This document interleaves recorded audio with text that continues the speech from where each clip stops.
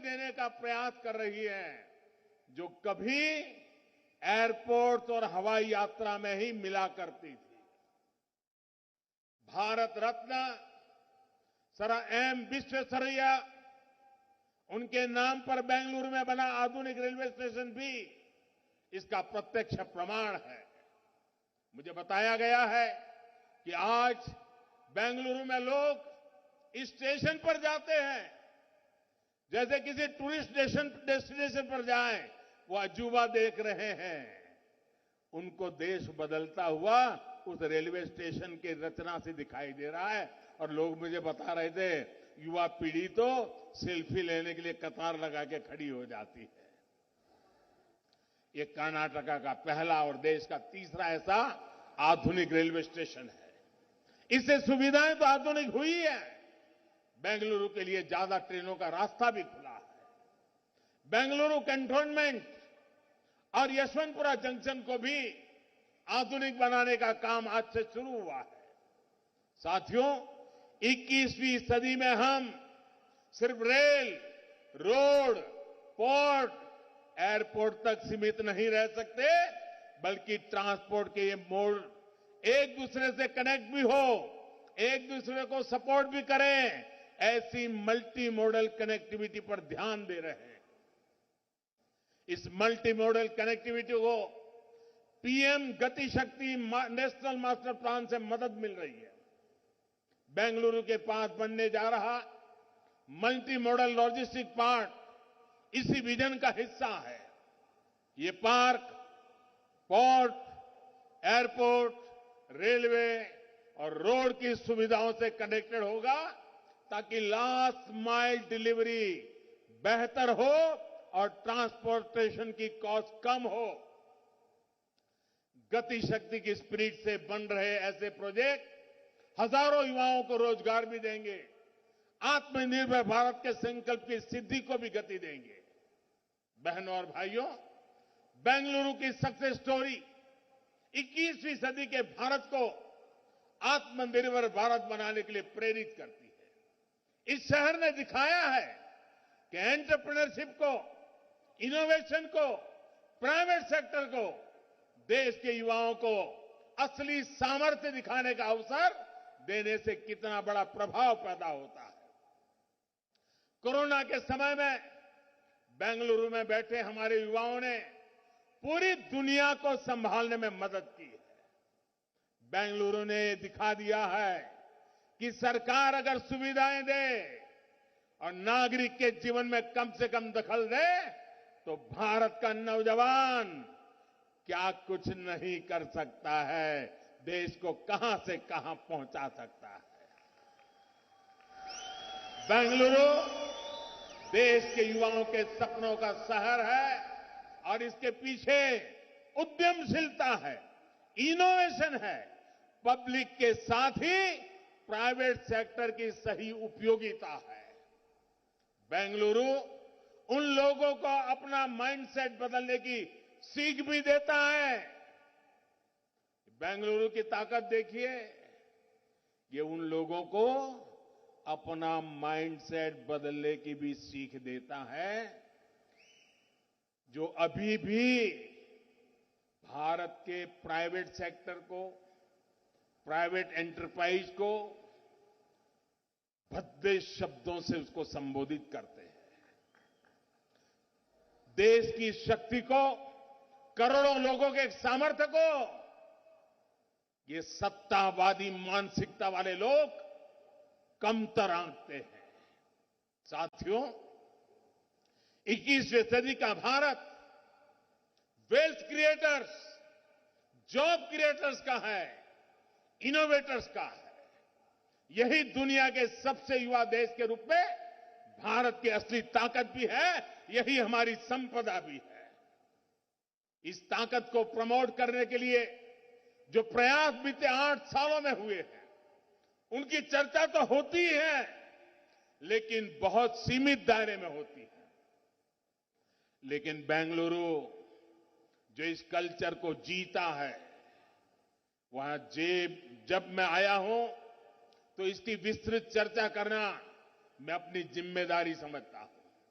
भाई और बहनों, भारत में खेती के बाद सबसे बड़ा अगर एम्प्लॉयर है तो एसएमएसई सेक्टर है हमारा, जो देश के टियर 2, टियर 3 शहरों की इकोनॉमी को बहुत बड़ी ताकत दे रहा है। एमएसएमई इस सेक्टर से देश के करोड़ों लोग जुड़े हुए हैं। लेकिन हमारे यहां एमएसएमई की परिभाषा ही ऐसे रखी गई थी कि अगर वो खुद का विस्तार करना चाहते थे तो उनका नुकसान होता था। इसलिए वो अपने वेंचर को बड़ा करने के बजाय उसे छोटे उपक्रम की तरफ ले जाते थे। हमने इस परिभाषा को ही बदल दिया ताकि एमएसएमई ग्रोथ की तरफ बढ़े, ज्यादा एम्प्लॉयमेंट बढ़ाएं। छोटे छोटे सरकारी प्रोजेक्ट्स में भी ग्लोबल ट्रेडर्स होने से हमारे एमएसएमई के अवसर बहुत सीमित होते थे। हमने 200 करोड़ रुपए तक के टेंडर में विदेशी इकाइयों की भागीदारी को समाप्त कर दिया। यही तो आत्मनिर्भर भारत के प्रति हमारा आत्मविश्वास है। केंद्र सरकार के सभी विभागों के लिए 25% खरीद एमएसएमई से ही करने का भी निर्देश दिया गया है।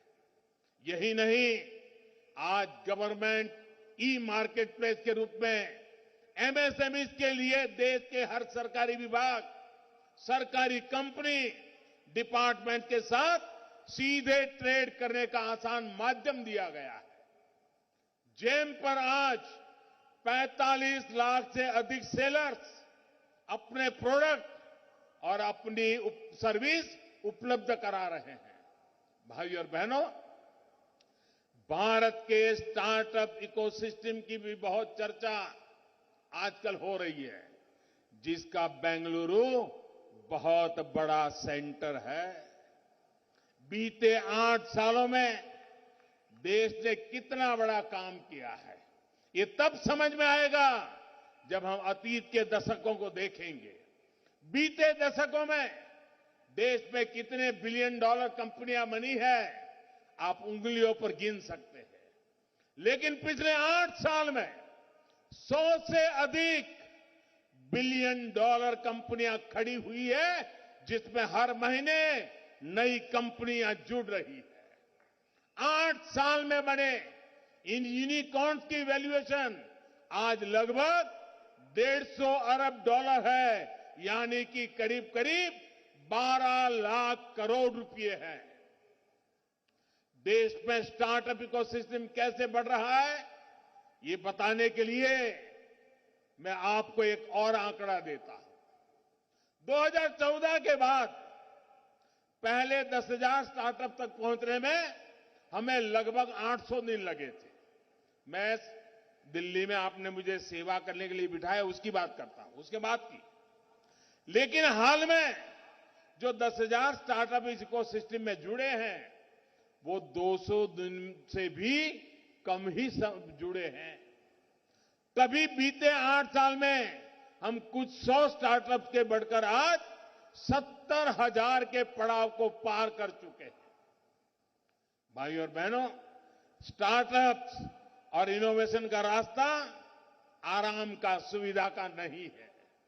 और बीते 8 सालों में देश को इस रास्ते पर तेजी से बढ़ने का रास्ता भी आसान नहीं था, सुविधा का नहीं था।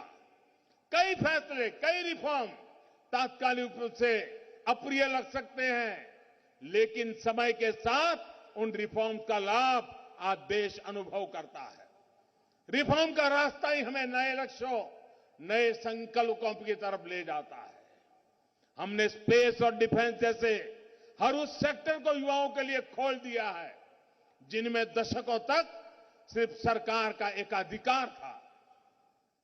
आज हम ड्रोन से लेकर एयरक्राफ्ट तक हर कटिंग एज टेक्नोलॉजी में भारत के युवाओं को प्रोत्साहित कर रहे हैं।